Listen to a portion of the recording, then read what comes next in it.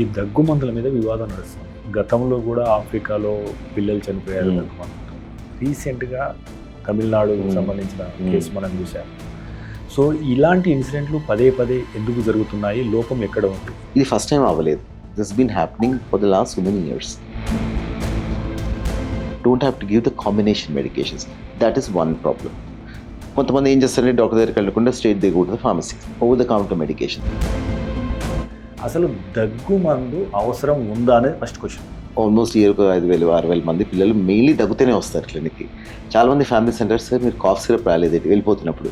So జనరల్గా cough syrup మేము రాయము. So మీరు చెప్పండి, అంటే 2 సంవత్సరాల్లో పిల్లలకి ఎందుకు దగ్గు మందు వాడకూడదు? ఈ విషయం మీద తల్లిదండ్రులకు అవగాహన కల్పించారు. ఇదేంటంటే జనరల్గా 2 years కన్నా తక్కువ పిల్లలకి కోల్డ్స్, రొటీన్ కోల్డ్స్ వస్తే కాఫ్ సిరప్స్ వాడదంటారు. దట్ ఈస్ ఇది ఫిక్స్డ్ కాంబినేషన్స్. సో వీళ్ళకి జనరల్గా ఈ కాలుష్యం నుంచి మనల్ని మన పిల్లల్ని కాపాడాలి అని అనుకుంటే ప్రాక్టికల్ స్టెప్స్ ఏంటి? ఆచరణాత్మకంగా మనం చేయగలిగే ఒక 3 స్టెప్స్ గురించి చెప్తారా? ప్రాక్టికల్ ఇవి ఏంటంటే మనం ఫర్ ఎగ్జాంపుల్ పిల్లలు స్కూల్కి వెళ్తారు పొద్దున్న. That is the time peak hour ఉంటుంది ట్రాఫిక్. స్కూల్ నుంచి వచ్చేటప్పుడు కూడా పీక్ అవరే. సో స్కూల్ ఆ ట్రావెల్లో సో మనం అంటే బయట జరిగే కాలుష్యం గురించి మాట్లాడాము. సో లోపల జరిగే కాలుష్యం అంటే ఇంటి లోపల మనం అగరబత్తి స్మోక్, సాంబ్రాణి, దట్స్ వెరీ స్ట్రాంగ్. ఆ స్మోక్కి బాగా రియాక్ట్ అవుతారు. డెఫినెట్గా హోమం టైంలో కూడా మనకి ఆస్మా రియాక్షన్ వస్తుంటుంది అనమాట. సో ఇలాంటి ఇండోర్ ఎయిర్ పొల్యూషన్ కూడా మస్ట్ రిపేలర్స్ వాడాలా వద్దా? మస్ట్ రిపేలర్ ఐ థింక్ వాడుకోవాలి. ఐ థింక్ సిచ్యువేషన్ బట్టి వాడాలి. మనకి dengue more dangerous, asthma more dangerous అనే క్వశ్చన్ వస్తుంది కదా. ముఖ్యంగా ప్యాసివ్ స్మోకింగ్ పిల్లల మీద, వాళ్ళ లంగ్స్ ఆరోగ్యం మీద ఎలాంటి ప్రభావం చూపుతుంది? మీరు తల్లిదండ్రులకు ఇచ్చే సూచన ఏంటి? If the mother smokes during pregnancy or if the mother is exposed to a lot of smoke in pregnancy, పిల్లల లంగ్స్ చిన్నగా ఉంటాయి. ఆ తర్వాత పిల్లలు పుట్టాక సో ఆయాసం అంటే ఏంది, ఆస్తమా అంటే ఏంది, అసలు ఆస్తమా ప్రారంభ లక్షణాలు ఎట్లా ఉంటాయి, ఎప్పుడు మనకు ఆస్తమా వచ్చిందని మనం గుర్తించవచ్చు? యాక్చువల్లీ ఆస్మా చాలా స్ట్రైట్ ఫార్వర్డ్ కండిషన్. ఆస్మా అనే డిసీజ్ కూడా అనము, ఇట్స్ అ కండిషన్. పిల్లలకి ఒకసారి ఆస్మా వస్తే చాలా రోజులు ఉంటుంది. ఎందుకంటే it's different type of asthma, environment ఏదో సంథింగ్ డిఫరెంట్. కానీ మన పిల్లల్లో సో అంటే ఇన్హేలర్ గురించి కూడా కొద్దిగా మా జనాల్లో ఒక అభిప్రాయం ఉంది. సో ఇది ఇస్తే దానికి బానిస అవుతారు అని చెప్పేసి కొంతమంది అనుకుంటారు. యాక్చువల్గా అలవాటు అవుతుంది, అదే రకంగా అది లేకుంటే ఉండలేరు. యాక్చువల్గా ఆస్తమా చేసే నష్టంతో పోల్చుకుంటే యాక్చువల్గా ఇన్హేలర్స్, ఇప్పుడు మోడర్న్ ఇన్హేలర్స్ ఎంత మెరుగు, దాని గురించి కొద్దిగా అవగాహన కల్పిస్తారు. అది చాలా మంచి క్వశ్చన్ అండి. మనకి ఏంటంటే ఇప్పుడు స్పెసిఫిక్గా ఆస్తమాకు వస్తే inhalers are much better treatment because the doses are small and it's more effective. Exercise చేసినప్పుడు గుండె వేగం పెరుగుతుంది. అంటే సాధారణంగా కొంతమందికి పెద్దవాళ్ళకైతేనే 220 ఏజ్ అని చెప్పేసి అంటాం. సో అంతవరకు ఓకే, అంతకన్నా ఎక్కువ అయితే you should stop your play or something అని అంటాం కదా. సో పిల్లల విషయంలో అంటే శ్వాస తీసుకునే విషయంలో కానీ, గుండె కొట్టుకునే విషయంలో కానీ ఏమైనా పరిమితులు ఉన్నాయా? What is the starts? Very good question. So మనకేంటంటే హార్ట్ రేట్ అన్నది ఆఫ్ కోర్స్ పిల్లలకి జనరల్గా అంటే ఇప్పుడు నెబులైజేషన్ అనేది అసలు జలుబుకు పనిచేస్తుందా సార్? యాక్చువల్గా జలుబును ట్రీట్ చేయడానికి మోస్ట్ డేంజరస్ వే అంటారు. Correct. So is it true? అంటే దీని గురించి మాకు వివరాత్మకంగా చెప్తారా? మై ప్రాక్టీస్ ఏంటంటే నెబులైజేషన్స్ నేను రెగ్యులర్గా వాడను. So I think as a rule కూడా we should not use nebulisers at home అని అనుకుంటాము. కానీ శ్వాసకు సంబంధించి ఎక్సర్సైజ్ చేయడం వల్ల ఊపిరితిత్తులకు ఏమైనా ప్రయోజనం ఉంటుంది? సో ఎక్సెస్ లంగ్ కెపాసిటీ పెరుగుతుంది. సెకండ్ ఏంటంటే ప్రాపర్ ప్రాణాయామం చేస్తే ఏంటంటే 62 లక్షల మంది ప్రజల్లో మెడ్ ప్లస్ బ్రాండ్ మెడిసిన్స్ కి మారడం వలన 915 కోట్ల రూపాయలు సేవ్ చేసుకున్నారు. అదే మెడిసిన్స్ అదే క్వాలిటీతో 50 to 80% discount. Hi viewers, welcome to Med Plus TV. దేశంలో ఉన్న ప్రముఖ డాక్టర్స్ ను పరిచయం చేసే వేదిక డాక్టర్స్ టాక్ కు స్వాగతం. మనతో ఉన్నారు ప్రముఖ పీడియాట్రిక్ పల్మనాలజిస్ట్ నవీన్ సారథి గారు. యూకే, అదే రకంగా న్యూజిలాండ్, అదే రకంగా ఆస్ట్రేలియా, వివిధ దేశాల్లో శిక్షణ పొందడమే కాదు, అక్కడ ఆల్మోస్ట్ దశాబ్దానికి పైగా పనిచేసి ఆ అనుభవాన్ని ఇండియాకి తీసుకొచ్చి ఇక్కడ వారికి సేవ చేయాలని ఆలోచనతోని హైదరాబాద్లో సేవలు అందిస్తున్నారు నవీన్ సారథి గారు. ఆయన అడిగి ఈ పీడియాట్రిక్ పల్మనాలజీ ఎట్లా అభివృద్ధి ఎంతో వస్తుంది, సో నెక్స్ట్ 10 years లో ఎట్లా ఉండే అవకాశం ఉంది, ముఖ్యంగా భారత్లో ఉన్న పిల్లల విషయంలో మనం పల్మనాలజీ విషయంలో ఎలాంటి జాగ్రత్తలు తీసుకోవడం వల్ల మనం ఎన్నో నష్టాల నుంచి కాపాడుకునే అవకాశం ఉంటుందనే అంశాలని డాక్టర్ గారు తెలుసుకుందాం. సో డాక్టర్ నమస్తే. నమస్తే అండి. మొదట సో మీ విద్యాభ్యాసం ఎక్కడ జరిగింది, అదే రకంగా ఆస్ట్రేలియా కానీ లేదా న్యూజిలాండ్ కానీ యూకేలో కానీ ఇప్పుడు ఈ శిక్షణ ఎలా తీసుకున్నారు, ముఖ్యంగా ఈ పల్మనాలజీని ఎందుకు ఎంచుకోవాల్సి వచ్చింది కొద్దిగా పరిచయిస్తారా? వెరీ గుడ్ క్వశ్చన్ అండి. మేము పుట్టడం హైదరాబాద్లోనే పుట్టాము. సో మా స్కూలింగ్ అంతా హైదరాబాద్లో అయింది. మెడికల్ కాలేజ్ కూడా ఉస్మానియా మెడికల్ కాలేజ్కి వెళ్ళాము. మా ఎండి పీడియాట్రిక్స్ కూడా ఇండియాలోనే అయింది, నాది మా మిస్సెస్ ఇద్దరిది. సో ఇండియాలో మనం పనిచేస్తున్నప్పుడు ఇది 20 years బ్యాక్ స్టోరీ. అది పీడియాట్రిక్స్ అయ్యాక మనం what we use to observe is బాగా మన పిల్లల్లో లంగ్స్ ప్రాబ్లమ్స్ బాగా ఉండేవి అప్పుడు ఇప్పుడు కూడా. కానీ ఏంటంటే అప్పుడు స్పెషాలిటీస్ అంతా డెవలప్ అవ్వలేదు. సో మనకేంటంటే ఎవరికైనా లంగ్ ప్రాబ్లమ్స్ ఉన్నా, హార్ట్ ప్రాబ్లమ్స్ ఉన్నా, మనకేంటంటే హెమటాలజీ ఆంకాలజీ ప్రాబ్లమ్స్ ఉన్నా కూడా వాళ్ళకి ఒక లెవెల్ వరకే ట్రీట్మెంట్ అయ్యేది. మేము అప్పుడు ఏం చేసామంటే ఒక నెక్స్ట్ స్టెప్కి వెళ్దామా అని మేము యూకేకి వెళ్దామని ఫస్ట్ ప్లాన్ చేసాము. So we went to the UK.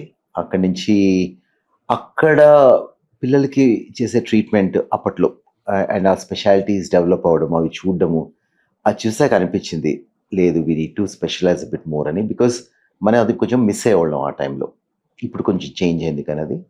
So అక్కడ ఏంటంటే బాగా రీసెర్చ్ చేయడము, ఎవిడెన్స్ బేస్ ప్రాక్టీస్ చేయడము, సబ్ స్పెషాలిటీస్ అంటే పీడియాట్రిక్ పల్మనాలజీ కానీ, కార్డియాలజీ కానీ, ఎలర్జీ కానీ బాగా డెవలప్ అవ్వడం చూసామన్నమాట.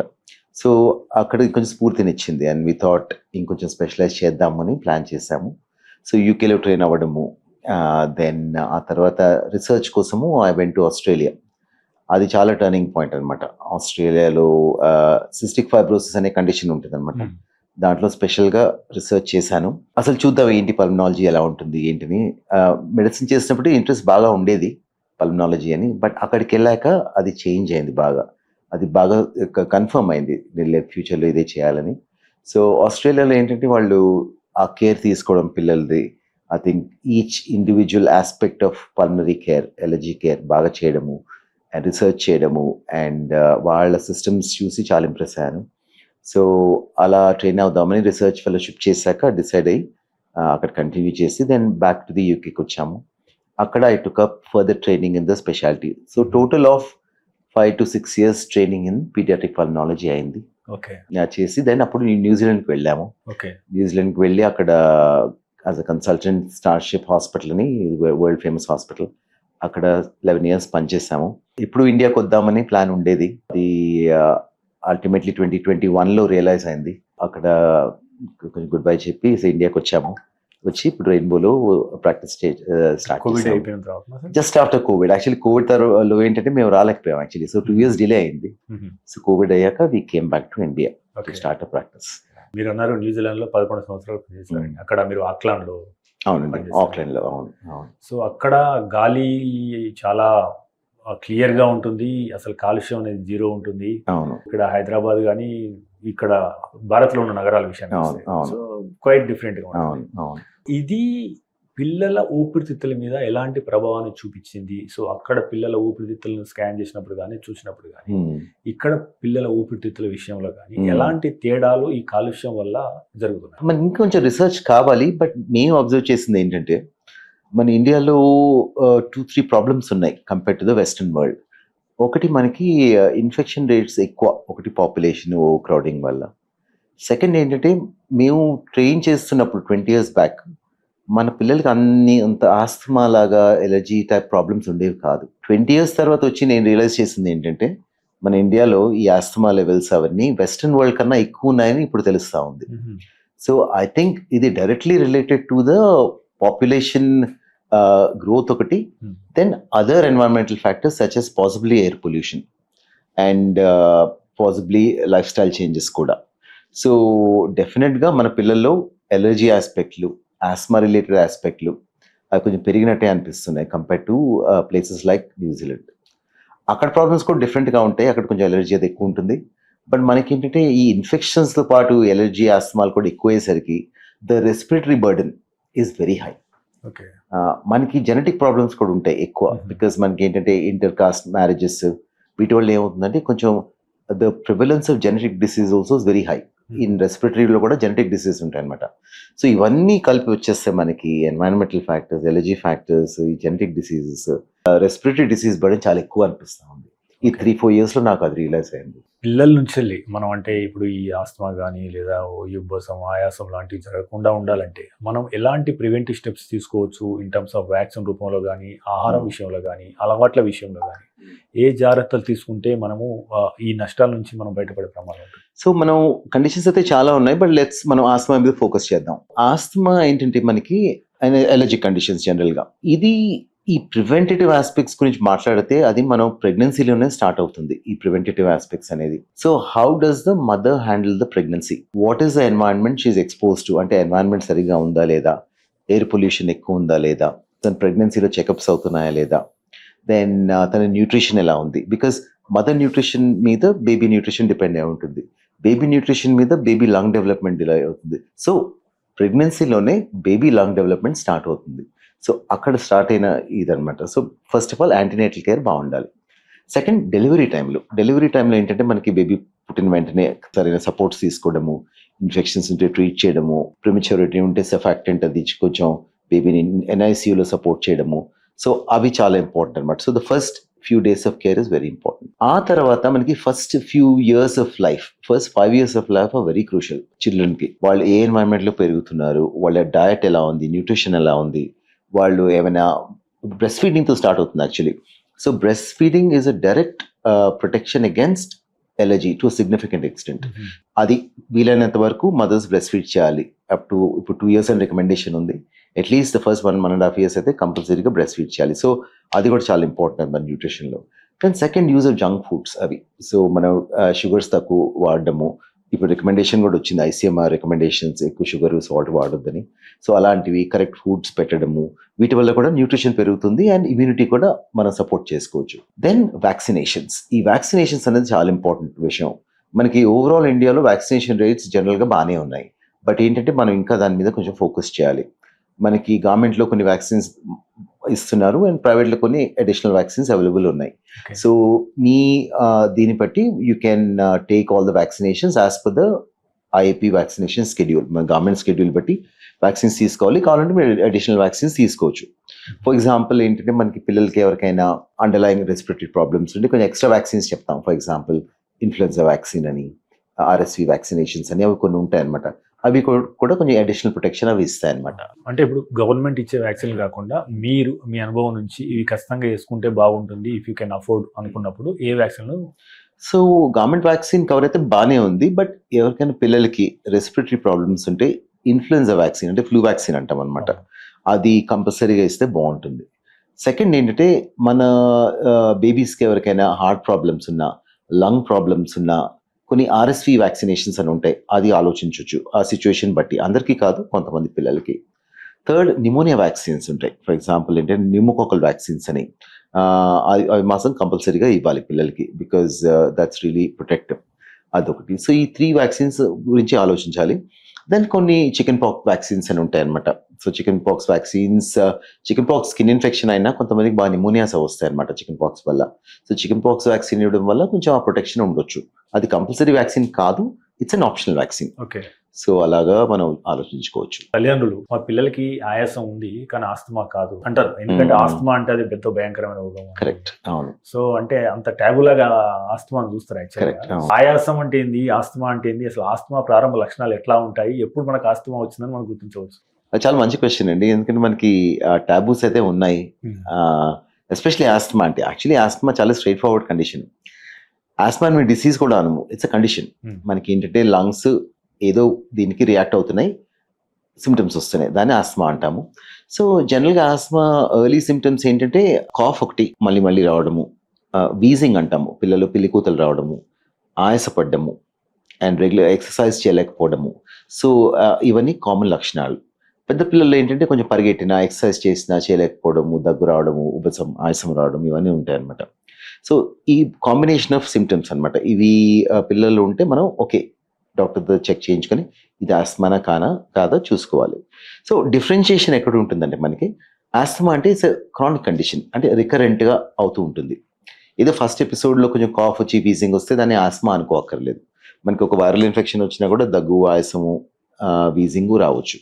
బట్ ఏంటంటే మళ్ళీ మళ్ళీ వస్తుందంటే ఒకసారి మనం చెక్ చేయించుకొని ఇది ఆస్తమా కాదని ప్రూవ్ చేసుకోవాలన్నమాట, ఓ డిస్ప్రూవ్ చేసుకోవాలి. అది ఆస్తమా కంటే ట్రీట్మెంట్ ఏ లెవెల్ నుంచి స్టార్ట్ అయింది సార్? అంటే first stage, second stage, third stage లాగా? ఇప్పుడు మనకి ఏంటంటే ఆస్తమా ఒకవేళ మనం డిసైడ్ అయ్యాం ఈ బాబుకో పాపకో ఆస్తమా ఉందని, జనరల్గా ఏంటంటే ఇప్పుడు కొన్ని ట్రీట్మెంట్ గైడ్ లైన్స్ ఉంటాయి. ఇవి ఇంటర్నేషనల్ గైడ్ లైన్స్, జీనా గైడ్ లైన్స్ అంటాం అనమాట. ఇది ఇంటర్నేషనల్ అలయన్స్ అనమాట. అందరు స్పెషలిస్ట్ అక్రాస్ ద వరల్డ్ వచ్చి కొన్ని రాసిన గైడ్ లైన్స్ ఉన్నాయి. దాన్ని step 1 to step 5 management levels అంటాం అనమాట. ఆ లెవెల్స్ ప్రకారంగా ట్రీట్ చేస్తాము. మనకి అకేషనల్గా వన్స్ ఇన్ 6 months సిమ్టమ్స్ వస్తే మనం పెద్ద రెగ్యులర్ ట్రీట్మెంట్స్ పెట్టక్కర్లేదు. మంత్లీ సిమ్టమ్స్ వస్తున్నాయి అంటే స్టెప్ 2, స్టెప్ 3కి అలా వెళ్తాము. సో అలా మెడిసిన్స్ని పెంచుకుంటూ ఉంటాము. దెన్ కొత్త మెడిసిన్స్ యాడ్ చేయడం అప్ టు స్టెప్ 4, స్టెప్ 5. అదేంటంటే స్టెప్ 5 వచ్చేసరికి స్పెషలిస్ట్ని చూడాల్సి వస్తుంది అనమాట. సో అలాగా మేనేజ్ చేస్తాము. జనరల్గా వీటికి ట్రీట్మెంట్ ఏంటంటే ఆస్తమాకి సివియర్ అటాక్స్ వచ్చినప్పుడు ఒక విధంగా ట్రీట్ చేస్తాము. ఫ్రీక్వెంట్ అటాక్స్ వచ్చినప్పుడు ప్రివెంటేటివ్ లాగా కొన్ని మెడిసిన్స్ పెడతాము.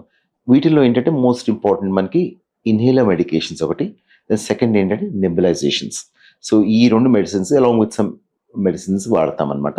సో ఈ విధంగా ఆస్తమాని మనం అక్యూట్ ఎపిసోడ్ని ట్రీట్ చేసుకోవచ్చు, క్రానిక్ ఆస్తమాని కూడా మేనేజ్ చేసుకోవచ్చు క్వైట్ ఈజీలీ యాక్చువల్గా. సో అంటే ఇన్హేలర్ గురించి కూడా కొద్దిగా మా జనాల్లో ఒక అభిప్రాయం ఉంది. అంటే ఇది చివరాకరణ ఇచ్చేది, అది బాగా తీవ్రం ఉంటేనే ఇన్హేలర్స్ ఇస్తారు, సో ఇది ఇస్తే దానికి బానిస అవుతారు అని చెప్పేసి కొంతమంది అనుకుంటారు. యాక్చువల్గా అలవాటు అవుతుంది, అదే రకంగా అది లేకుంటే ఉండలేరు.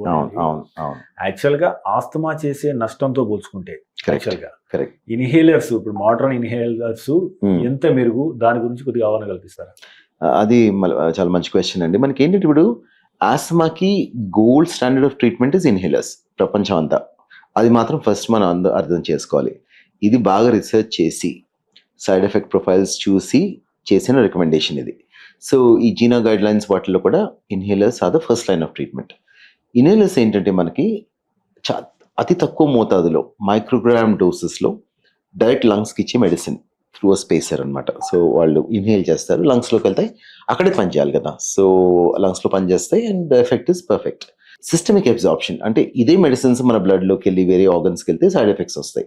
సో ఇలా డైరెక్ట్గా లంగ్లో ఇవ్వడం వల్ల పిల్లలకి సైడ్ ఎఫెక్ట్స్ చాలా తక్కువ ఉంటాయి, యాక్చువల్లీ ఉండవు. మన కరెక్ట్ డోసెస్లో వాడితే, రికమెండెడ్ డోసెస్లో అండ్ కొంచెం రెగ్యులర్గా చెక్ చేసుకోవడం చేస్తే ఆల్మోస్ట్ నెగ్లిజిబుల్ సైడ్ ఎఫెక్ట్స్. ఈ ఆస్తమా సరిగ్గా కంట్రోల్ కాకపోతే మనం రొటీన్గా చూస్తాం. ఇన్ఫాక్ట్ ఈరోజే ఒక బాబు క్లినిక్కి వచ్చాడు. వాడికి ఏంటంటే ఎవ్రీ మంత్ ఆస్తమా సిమ్టమ్స్ ఉంటున్నాయి. ప్రాబ్లం ఏమవుతుందంటే 1.5 years నుంచి గ్రోత్ బాగా రెస్ట్రిక్ట్ అయిపోయింది. అసలు 1-2 centimeters కూడా పెరగలేదు 1.5 yearsలో. ఎందుకు ఇదైందంటే because of frequent chest symptoms. మన బాడీలో ఎక్కడైనా ప్రాబ్లం వస్తే ఆ ఎనర్జీ అంతా అటు డైవర్ట్ అయిపోద్ది. మన గ్రోత్, పిల్లల్లో గ్రోత్ ఇస్ వెరీ ఇంపార్టెంట్. ఆ గ్రోత్ కాకుండా ఈ ఎనర్జీ అంతా ఈ లంగ్ రికవరీలోనే ఇదైపోతుంది. సో మన కంట్రోల్లోకి తీసుకొచ్చేస్తే పిల్లల గ్రోత్ కూడా ఆటోమేటిక్గా పెరిగిపోతుంది. ఇదే చైల్డ్ మనం ఇంకో 6 monthsలో చూస్తే డెఫినెట్గా ఆస్మా కంట్రోల్ అయిపోతే he will grow much faster. ఇవన్నీ చూస్తాం. So the direct effect of asthma సరిగ్గా కంట్రోల్ చేయకపోతే స్కూల్ మిస్ అవ్వడము, గేమ్స్ ఆడలేకపోవడము, గ్రోత్ ఎఫెక్ట్ ప్రాబ్లమ్స్ అండ్ ఫ్యామిలీకి stress and medical attendances, so ఇవన్నీ ఉంటాయి. సో మనం ఇంత ఈజీ కండిషన్ని ఇంత ప్రాపర్గా మేనేజ్ చేసేస్తే ఎందుకు చేయలేము. దానికి వన్ ప్రాబ్లం ఏంటంటే టాబు. ఓకే, ఆస్తమా అమ్మో మా పిల్లలకి రాకూడదు అని. But it's very common. 20-30% of Indian children have some form of asthma. ఇది మోస్ట్లీ మైల్డే ఉంటుంది, మోస్ట్లీ తగ్గిపోతాయి కూడా. కానీ వచ్చినప్పుడు మనం టైమ్లీ ట్రీట్మెంట్ తీసుకొని, ఇన్ఫ్యాక్ట్ చాలామంది మన ఇండియన్ పిల్లల్లో మనం టైంకి ట్రీట్ చేసి కొన్నాళ్ళు వాడుకుంటే మెడిసిన్ సరిగ్గా ఆ తగ్గే ఛాన్స్, ఫ్యూచర్లో డిసపియర్ అయ్యే ఛాన్స్ కూడా ఎక్కువగా ఉంటుందని నేను నా అబ్జర్వేషన్. ఓకే, అది డిఫరెన్స్ వెస్ట్రన్ వరల్డ్లో ఏంటంటే for example UK, Australia, New Zealand నా ఎక్స్పీరియన్స్ ప్రకారంగా పిల్లలకి ఒకసారి ఆస్మా వస్తే చాలా రోజులు ఉంటుంది. ఎందుకంటే it's a different type of asthma environment, ఏదో సంథింగ్ డిఫరెంట్. కానీ మన పిల్లల్లో కరెక్ట్ ట్రీట్మెంట్ పెడితే తగ్గిపోయి మళ్ళీ రాకుండా కూడా సిమ్టమ్స్ ఉంటున్నాయి. సో అది ఒక డిఫరెన్స్ ఉంది. సో అది మన అడ్వాంటేజ్ అది. సో మనం అందుకని భయపడకుండా ఇన్హేలర్స్ డాక్టర్స్ రాస్తే చక్కగా వాడుకోండి. సో డాక్టర్ గారు ఇంకోటి, ఇప్పుడు మనం నెబులైజేషన్ కూడా అన్నాం కదా, ఇన్హేలర్స్ వర్సెస్ నెబులైజేషన్స్ అని మనం పోల్చినప్పుడు ఏవి ఎక్కువ సురక్షితము, ఏవి ఎక్కువ ప్రభావవంతంగా పనిచేస్తాయి, లేదా కండిషన్స్ బట్టి ఒకటి వాడాల్సి వస్తుందా? దీని గురించి కొద్దిగా అవగాహన కల్పించండి. అది మంచి క్వశ్చన్ అండి. మనకి ఇప్పుడు ఏంటంటే నెబులైజర్స్ కొన్ని కండిషన్స్లో వాడతాము, ఇన్హేలర్స్ జనరల్గా కొన్ని కండిషన్స్లో వాడతాము. ఆస్మా లాంటి వీటిలో ఏంటంటే మరీ సివియర్ ఎపిసోడ్స్ ఉన్న, హాస్పిటల్ అడ్మిట్ అయినా, మనకి ఆక్సిజన్ లెవెల్స్ తక్కువ ఉన్నా, సో ఆక్సిజన్ రివర్ నెబులైజేషన్స్ అవి పెట్టి ట్రీట్ చేస్తాం అక్యూట్గా ఉన్నప్పుడు. కానీ వన్స్ చైల్డ్ వార్డ్కి వచ్చాక లేదా ఇంటికి వెళ్ళాక మన మెయింటెనెన్స్ ట్రీట్మెంట్ ఇన్హేలర్సే పెట్టుకోవచ్చు, because that is better.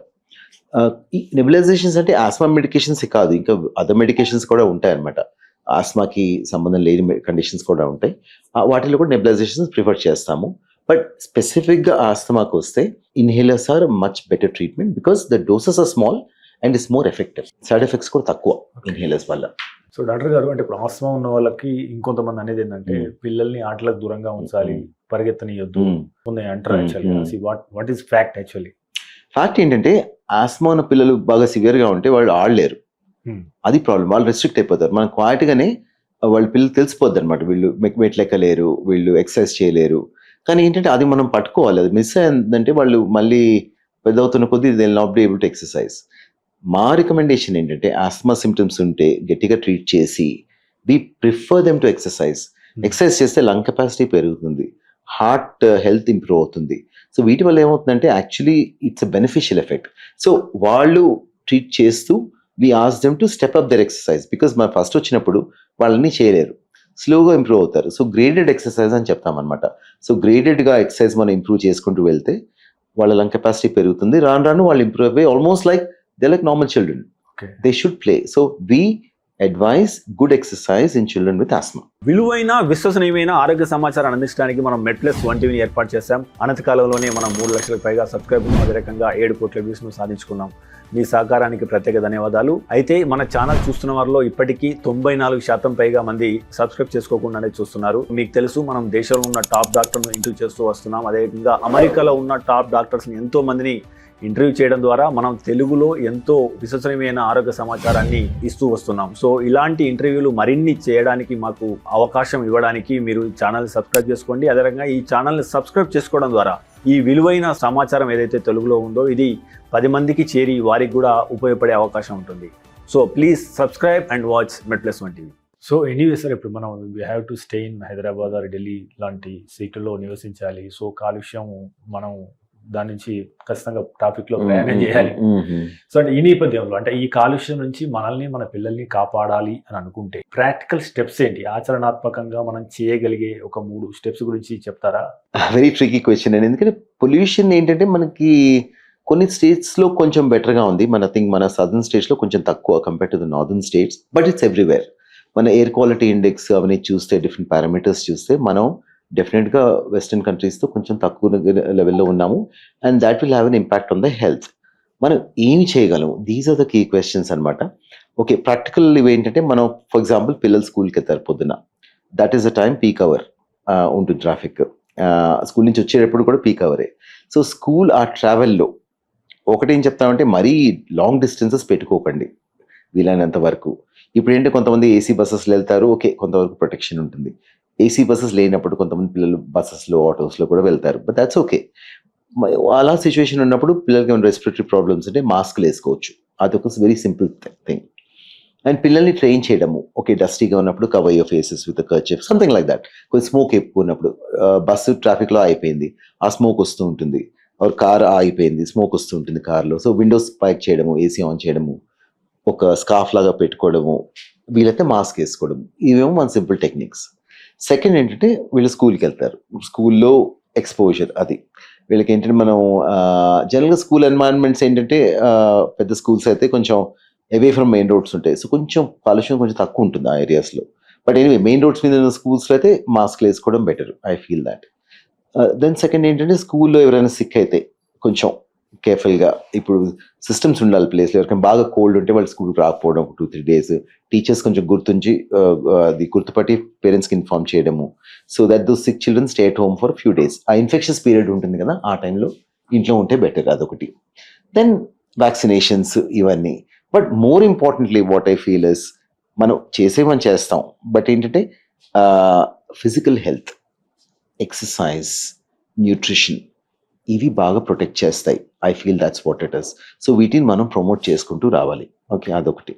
Then ఈ ఇళ్లలో for child comes back home 12 hours ఇంట్లో ఉంటాడు ఈవినింగ్, ఇంటి ఎన్వైరన్మెంట్ ఎలా ఉంది. సో మనకి ఏంటంటే కొంతమందికి స్పెసిఫిక్ ఎలర్జీస్ ఉంటాయి, అవి కొంచెం ఆ ఆస్పెక్ట్ మీద వర్క్ చేయడము. కొంతమంది షుగర్ అవి తింటూ ఉంటారు అనమాట, కేక్ తినగానే ఆయాసం వస్తుంది, సో డయట్ కంట్రోల్ చేసుకోవడము, దెన్ ఎక్సర్సైజ్లు చేసుకోవడం ఇంటికి వచ్చాక. దెన్ మనకి ఏంటంటే కొంతమంది ఎయిర్ ప్యూరిఫైయర్స్ గురించి మాట్లాడతారు. సో వాటికి పెద్ద బెనిఫిట్ లేదు, బట్ ఒక లిమిటెడ్ చిన్న రూమ్ ఒకవేళ గుడ్ ఎయిర్ ప్యూరిఫైయర్ ఉంటే కొంతవరకు హెల్ప్ చేయవచ్చు బాగా సిమ్టమ్స్ ఉన్న వాళ్ళకి. బట్ జనరల్గా మనం ఒక రూమ్లో కూర్చోము కదా, we can keep moving and also స్కూల్స్కి వెళ్తాము, పని చేసుకుంటాం. సో ఆ ఒక లిమిటెడ్ ఎఫెక్ట్ ఉంది ఎయిర్ ప్యూరిఫైయర్స్. బట్ జనరల్గా as this thing what we need to do is our government, our organizations should aim to reach the WHO standards of air quality index. అది మాత్రం చాలా ఇంపార్టెంట్. ఎందుకంటే మొన్న ఢిల్లీలో చూసాం, ఢిల్లీలో సిగ్నిఫికెంట్ ఫాగ్ డిస్పైట్ మనకి ఏంటంటే ఇంత సుప్రీం కోర్ట్ ఆర్డర్ ఇచ్చినా కూడా అది సరిగ్గా ఇది అవ్వలేదు.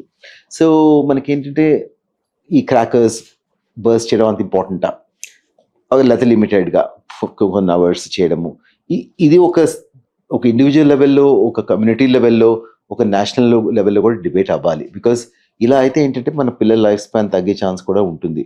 మన ఎవరో చెప్పారు, ఐ థింక్ ఢిల్లీలో the life span may reduce by 6 years అని, అదొక డిస్కషన్ ఉంది.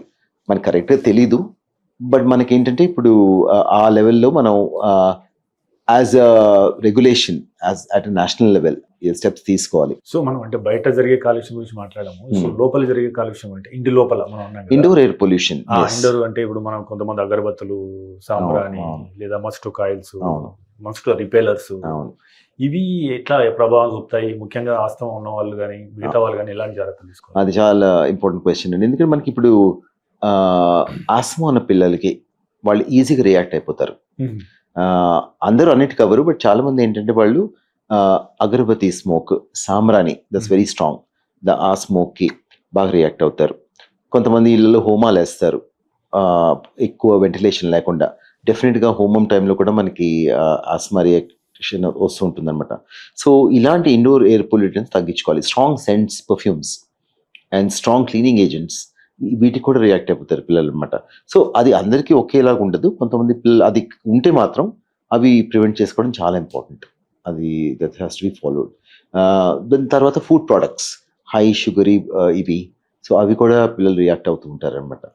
మనకి సిటీస్లో ఇండోర్ ఎయిర్ పొల్యూషన్ కొంచెం తగ్గింది, ఎందుకంటే మనం ఇళ్లలో గ్యాసే వాడతాము. మన విలేజెస్లో కొన్ని చోట్ల మనకి ఓపెన్ ఫ్లేమ్ కుకింగ్ ఉండేది అనమాట, ఇప్పుడు కొన్ని చోట్లే అవుతుంది. అది కూడా ఒక డైరెక్ట్ ఎఫెక్ట్ అనమాట, కానీ బాగా తగ్గినట్టు అనిపిస్తూ ఉంది అది. సో దాని ఎఫెక్ట్ తక్కువ, ఈవెన్ ఫ్రమ్ విలేజెస్ కూడా. మనకి జనరల్ ఏంటంటే environmental out side air pollution ఎక్కువ అనిపిస్తూ ఉంది. స్పెసిఫిక్ కేసెస్లో ఇండోర్ పొల్యూషన్ కూడా ఉంటుంది. మస్కిటో రిపేలర్స్ వాడాలా వద్దా? మస్కిటో ఐ థింక్ వాడుకోవాలి, ఐ థింక్ సిచ్యువేషన్ బట్టి వాడాలి.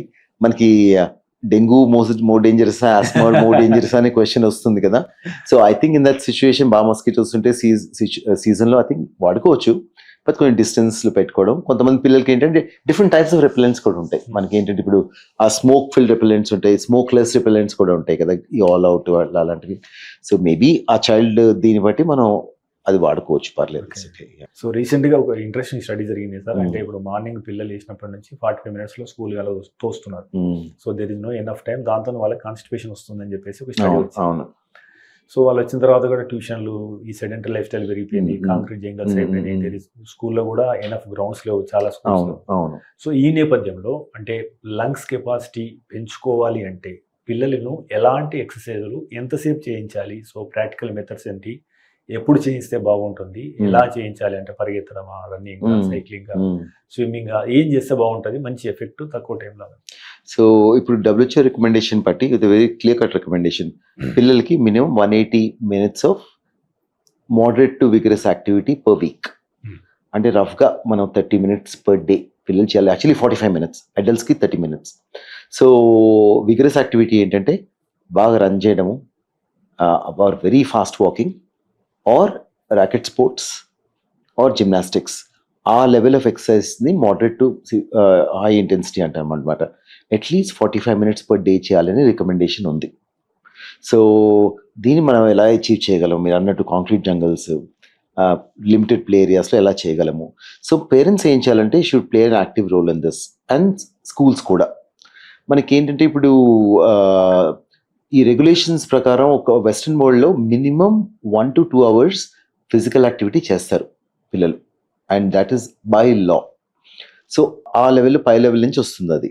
మనం ఇండియాలో అది లేదు కాబట్టి మనం ఏంటంటే అట్లీస్ట్ ఒక 30 minutes 40 minutes per day children should be doing something vigorous, and which I mean at least fast walking are running or some sport. అది మనం ఏ లెవెల్లో చేయగలమో మన దీన్ని బట్టి, మన సిచ్యువేషన్ బట్టి, మన కెపాసిటీ బట్టి, అండ్ పిల్లల ఇంట్రెస్ట్ బట్టి కూడా మనం క్రియేట్ చేసుకోవచ్చు. Simple running is good. ఒక పార్క్కి వెళ్ళి రన్ చేసుకోవడం ఒక 30-40 minutes అలా చేయాలనిపిస్తూ ఉంది. బట్ దాంట్లో మనకి పేరెంట్స్ రోల్ చాలా ఇంపార్టెంట్ ఉంది. అందరూ కూర్చొని ఇంకా ఈవినింగ్ 7 తర్వాత టీవీ చూద్దామని కూర్చుంటే ఇంకెవరు ఎక్సర్సైజ్ చేస్తారు? So that life style changes మనకి స్లోగా రావాలి. స్కూల్ అవ్వకపోతే అట్లీస్ట్ ఇళ్లలోనే చేసుకోవాలి, parents as well as children, because inspiration for the child is the mother and father number 1 కదా, నాట్ విరాట్ కోహ్లీ కదా. So that is important. 5 సంవత్సరాల్లో పిల్లల్లో ఎక్కువ మరణాలకు కారణమవుతున్నది న్యూమోనియా. ఇది అంటువ్యాధి, దీని ద్వారా చాలా లక్షల మంది ప్రాణాలు కోల్పోతున్నారు. ఈ న్యూమోనియా అంటే ఏంటి? దీని ప్రారంభ సంకేతాలు ఏ రకంగా ఉంటాయి? దీని నుంచి మనం పిల్లల్ని ఎట్లా కాపాడాలి? So pneumonia is a cause for significant under 5 mortality. మనకి ఏంటంటే జనరల్గా వరల్డ్లో చూస్తే, ఎస్పెషల్లీ డెవలపింగ్ కంట్రీస్లో, ఇండియా లాంటి కంట్రీస్లో మనకి నిమోనియా ఒకటి, diarrhoeal illnesses are the number 1 and 2 cause of infections as well as death కూడా పిల్లల్లో. సో నిమోనియాకి మనం ఎర్లీగా రికగ్నైజ్ చేసుకోవాలి, ఎర్లీగా ట్రీట్ చేసుకోవాలి. వీటి లక్షణాలు ఏంటంటే జ్వరం రావడం, దెన్ దగ్గడము, ఆయాసపడ్డము, ఆక్సిజన్ లెవెల్స్ తగ్గడము. సో ఇవి జనరల్ సిమ్టమ్స్ అనమాట, అండ్ ఫాస్ట్ బ్రీదింగ్. సో ఈ సిమ్టమ్స్ని ఎర్లీగా రికగ్నైజ్ చేసుకొని మనం ఏంటంటే ఆ గైడ్లైన్స్ ప్రకారంగా మన లోకల్ డాక్టర్ దగ్గరికి వెళ్ళడము, ట్రీట్మెంట్ చెక్ చేయించుకోవడం, ట్రీట్మెంట్ స్టార్ట్ చేయడం చేసుకోవాలి. So early recognition and early treatment. మరీ సిక్ అయితే పిల్లలు వాళ్ళని ఎర్లీగా హాస్పిటల్స్కి రెఫర్ చేయాలి, where there is a facility for oxygen and other supportive treatment. మరీ సిక్ అయిన పిల్లలకి ఏంటంటే ఇంకొంచెం వెంటిలేషన్ ఆ సపోర్ట్ ఇచ్చే హాస్పిటల్స్కి రెఫర్ చేసుకోవాలి. So early detection and timely treatment is the key to preventing pneumonia deaths.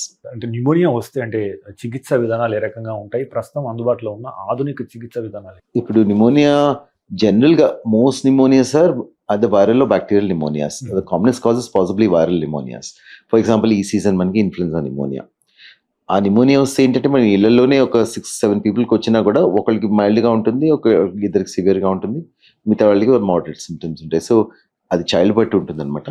So మనకి ఏంటంటే ఇప్పుడు ఈ నిమోనియాస్ ఎర్లీగా ట్రీట్ చేసుకొని most of the management is at home. మనం ఏంటంటే supportive treatment, good hydration, decongestant treatment, జ్వరానికి పారాసెటమాల్ వేసుకోవడము. సో ఒకవేళ అది కొంచెం ఏదో బ్యాక్టీరియల్ లాగా ఉంటే యాంటీబయాటిక్స్ పెట్టుకోవడం అలా చేస్తామన్నమాట. సిక్ ఉన్న పిల్లలు హాస్పిటల్కి వెళ్తారు, ఆక్సిజన్ రిక్వైర్మెంట్. ఇప్పుడు ఏంటంటే మనకి కొంచెం ఆధునిక టెక్నిక్స్ విచ్ సపోర్ట్ బ్రీదింగ్ అవి చాలా హెల్ప్ చేస్తున్నాయి. మనకి ఏంటంటే ఇప్పుడు ఆక్సిజన్ అయితే అన్ని చోట్ల ఉంటుంది, పెద్ద ప్రాబ్లం కాదు. బట్ ఆక్సిజన్ ఒక లెవెల్ పైకి వెళ్ళిందంటే నేసల్ క్యానులా సపోర్ట్, హెచ్ఎఫ్ఎన్సీ అంటాం అనమాట, అదొక విధానం వచ్చింది. అదేంటంటే మనం వెంటిలేషన్ వరకు వెళ్లకుండా కొంచెం ఆపే విధానము. అది కూడా మనకి సరిపోవట్లేదంటే సిపాప్, బైపాప్ పెట్టి వెంటిలేట్ చేయకుండా మేనేజ్ చేస్తారు. ఇంకా పిల్లలు సిక్ అవుతే దాని వెంటిలేటరీ మేనేజ్మెంట్స్ అవి ఉంటాయి అనమాట. మరీ సిక్ పిల్లలకి ఎక్మో అనే విధానం వచ్చింది, వేరే హార్ట్ లంగ్ మెషిన్ మీద పెట్టి పిల్లల్ని సపోర్ట్ చేసే వచ్చింది. దానివల్ల ఈ సివియర్ డెత్స్ కూడా తగ్గాయి, కానీ అది very costly management.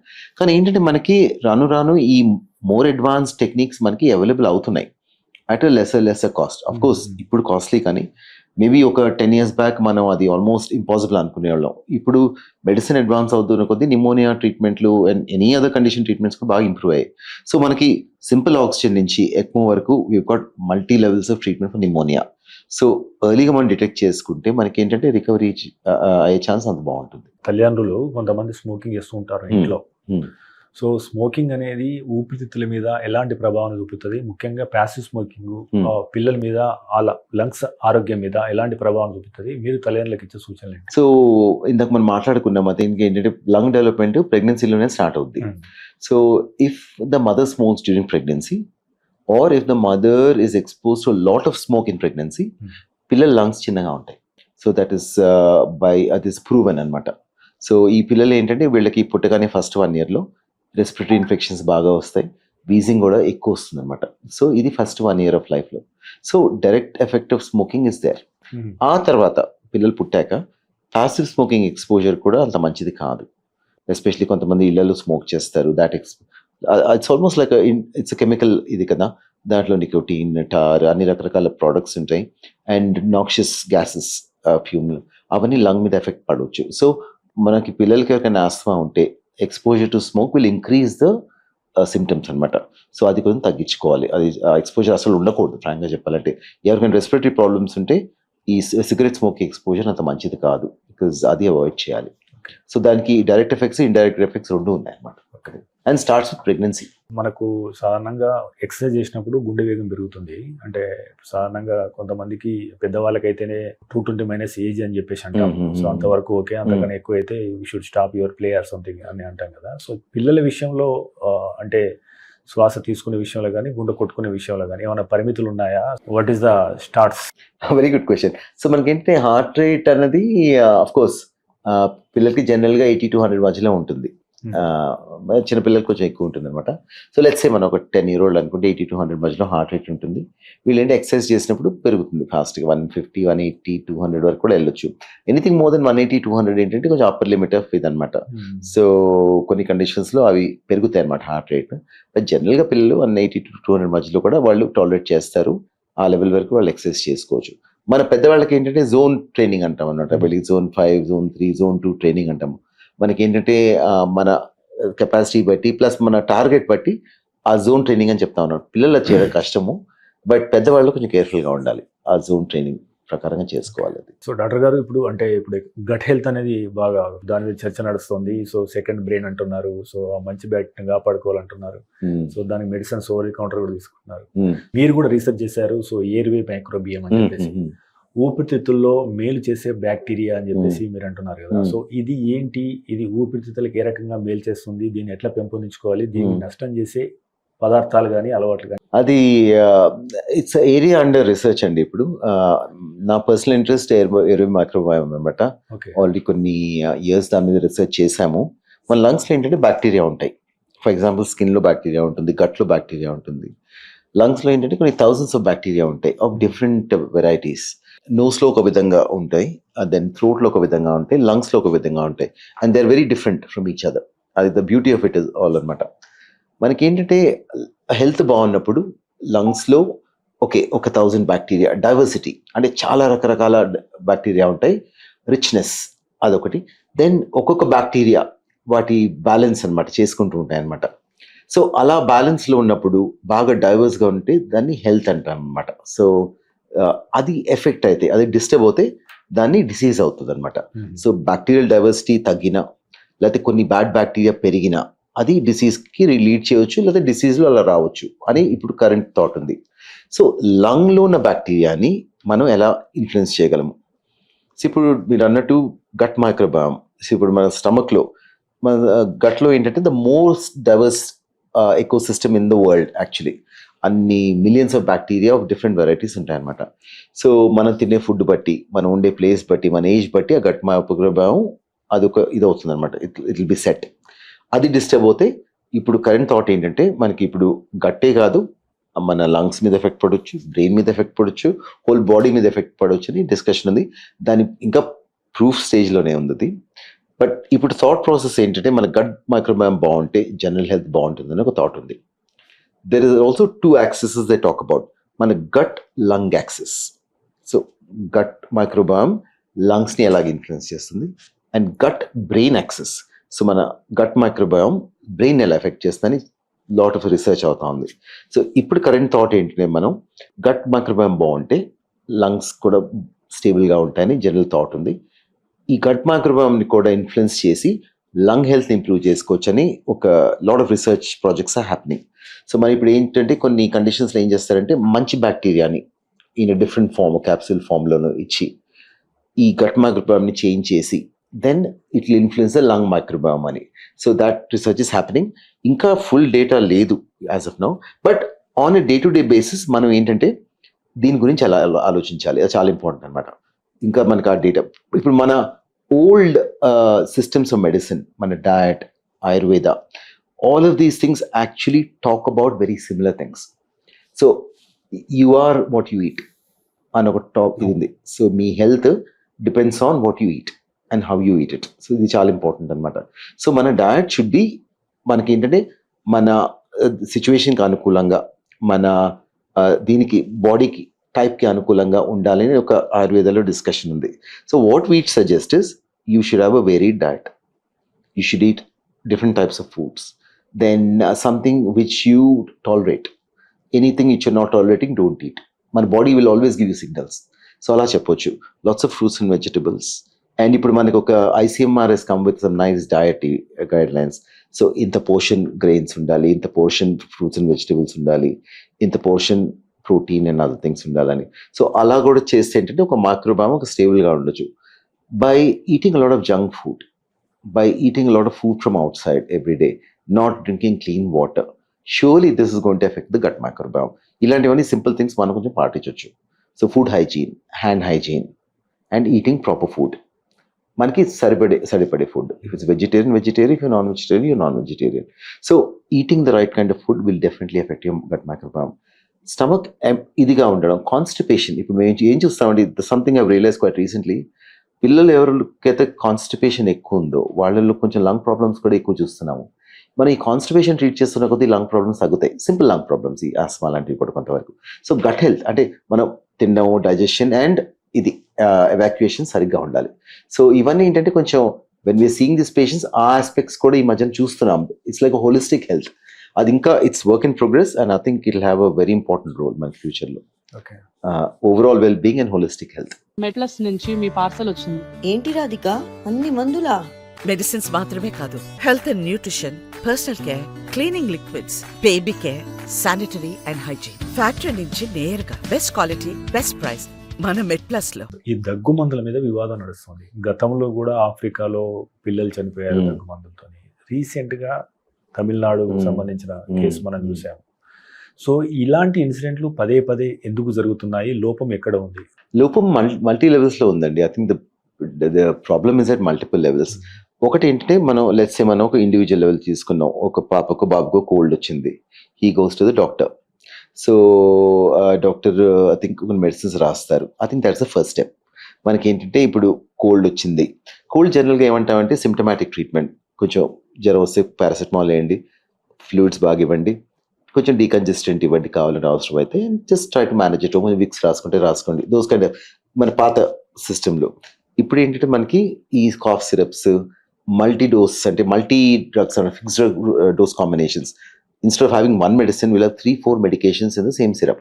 That is a problem. అదేంటంటే మనకి ఒక ఫినాలెఫ్రిన్ అని, క్లోరోఫెనమైన్ అని, ఇంకేదో డీకంజెస్టెంట్ అని, దెన్ తర్వాత మనకి మ్యూకోలైటిక్స్ అని అన్ని కలిపి కూడా ఇస్తారనమాట. So that is the problem is.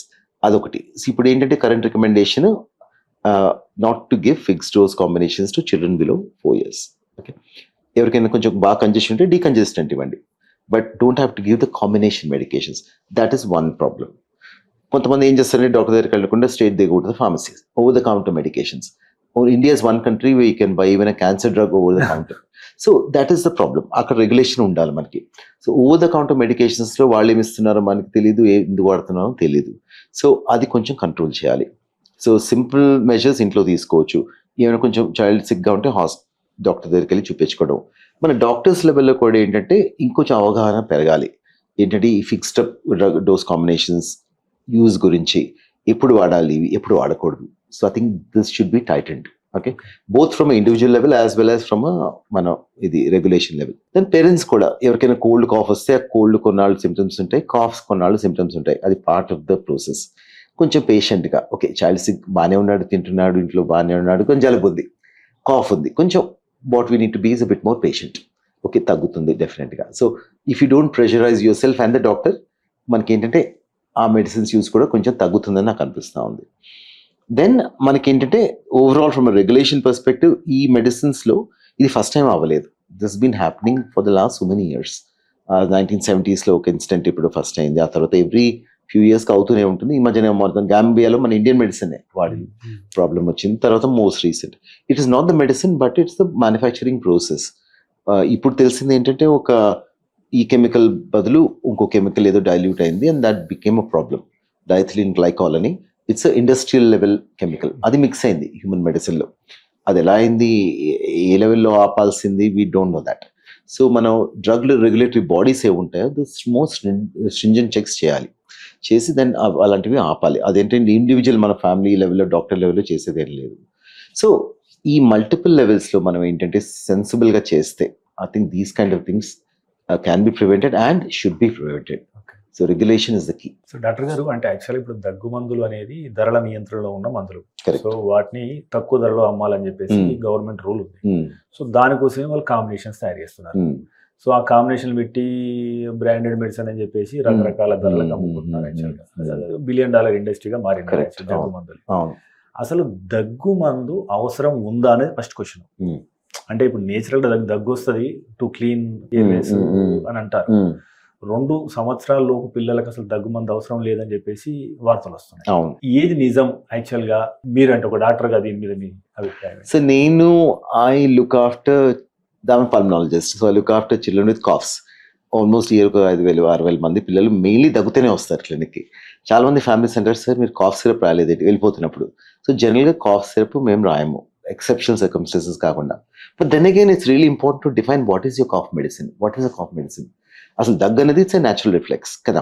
So మనకి ఏంటంటే దగ్గు బాగా ఉందంటే ఇన్ఫెక్షన్ ఉండడమో ఇరిటేషన్ ఉండడమో లంగ్స్లో ఉంది. So important thing is to go and treat the root cause. అదొకటి. ఇన్ఫెక్షన్ ఉంటే ఇన్ఫెక్షన్ ట్రీట్ చేసుకోవడము, దెన్ బాగా వీజింగ్ ఏమైనా ఉంటే ఆ వీజింగ్ని తగ్గించుకోవడము, అలా రూట్ కాజ్ని ట్రీట్ చేసుకుంటే దగ్గు న్యాచురల్గా తగ్గుతుంది. కొన్ని వైరల్ ఇన్ఫెక్షన్స్లో దగ్గు is a part of the process. కొన్నాళ్ళు ఉంటుంది, అది తగ్గిపోతుంది. దాన్ని ట్రీట్ చేయాలా లేదా అని చాలా కేర్ఫుల్గా ఆలోచించి డిసైడ్ చేయాలి. Then comes to cough syrup. అసలు కాఫ్ సిరప్ అంటే ఏంటి? సో మనం వాడే ఒక సెట్రిజిన్ కాఫ్ సిరపా, ఒక యాంటీహిస్టమిన్ కాఫ్ సిరపా, డీకంజెస్టెంట్ కాఫ్ సిరపా, ఆర్ ఇస్ ఇట్ మన మ్యూకోలైటిక్స్ ఉంటాయి అనమాట, అవి కాఫ్ సిరప్సా? సో ఇండివిజువల్గా ఇవన్నీ కాఫ్ సిరప్సే అవుతాయి. యాక్చువల్లీ ప్రాబ్లం ఏమవుతుందంటే మనం సరిగ్గా వాడక వాటిని అన్ని కలిపేసేసి ఇట్స్ అ కాంబినేషన్ ట్రీట్మెంట్స్ పెట్టామనుకోండి, so the whole cough syrup డెఫినేషనే చేంజ్ అయిపోతుంది. అది so as a principle we don't use cough syrups క్లినిక్లో. జనరల్గా ఎవరికైనా ముక్కు బ్లాక్ అయితే కొంచెం నేసల్ డ్రాప్స్ వాడుకోవడం, సలైన్ డ్రాప్స్, కొంచెం డీకంజెస్టెంట్ ఇవ్వడం, అలా చేస్తాము. మన హోమ్ రెమెడీస్ కూడా బాగానే హెల్ప్ చేస్తాయి. కొంచెం వామ్ వాటర్ విత్ హనీ ఇవ్వడము, కొంతమంది ఆవిరి పెట్టుకుంటారు, కొంచెం కేర్ఫుల్గా ఇస్తే అవి కూడా బెనిఫిట్. స్టీమ్ ఉంటుంది, మన ఇంట్లో షవర్స్ ఉంటాయి, ఇప్పుడు కొంచెం హాట్ వాటర్ టర్న్ చేసుకుంటే steam it self is a bit of a decongestant. అలాంటి చిట్కాలు, మన గ్రాండ్ మదర్ చిట్కాలు కూడా బాగానే ఉంటాయి. సో అలాంటివి కూడా వాడుకోవచ్చు. దెన్ నెక్స్ట్ స్టెప్ ఏంటంటే డాక్టర్ దగ్గరికి వెళ్ళడం. So using the same medicine, ఆ ఫిక్స్డ్ కాంబినేషన్లోనే ఇండివిజువల్ మెడిసిన్స్ ఉంటాయి, దాంట్లో కూడా సేఫర్ మెడిసిన్స్ ఉంటాయి. అవి కూడా కేర్ఫుల్గా ఇండివిజువల్ మెడిసిన్స్ వాడుకుంటే బెనిఫిట్ కొంతవరకు ఉండొచ్చు. బట్ ఏంటంటే కొంచెం కేర్ఫుల్గా వాడుకోవాలి, అది ఓకే, సెన్సిబుల్గా. అది సో మీరు చెప్పండి, అంటే 2 సంవత్సరాల పిల్లలకి ఎందుకు దగ్గు మందు వాడకూడదు, ఈ విషయం మీద తల్లిదండ్రులకు అవగాహన కల్పించండి. సో అగైన్ బ్లాంకెట్గా చెప్పము, బట్ ఇదేంటంటే జనరల్గా 2 years కన్నా తక్కువ పిల్లలకి కోల్డ్స్, రొటీన్ కోల్డ్స్ వస్తే కాఫ్ సిరప్స్ వాడదంటారు. దట్ ఈస్ ఇది ఫిక్స్డ్ కాంబినేషన్స్. సో వీళ్ళకి జనరల్గా ఈ less than 2 year పిల్లలకి viral infections the common cause of calves in all that కదా జనరల్గా. సో వీళ్ళకి ఏంటంటే మనం ఇది ఈ ఫిక్స్డ్ కాంబినేషన్స్, ఈ కాఫ్ సిరప్స్లో కొంతమందికి బాగా హై సైడ్ ఎఫెక్ట్స్ ఉంటాయి అనమాట. ఫర్ ఎగ్జాంపుల్ ఇప్పుడు యాంటీహిస్టమిన్స్ ఉంటాయి, దాంట్లో డీకంజెస్టెన్స్ ఉంటాయి.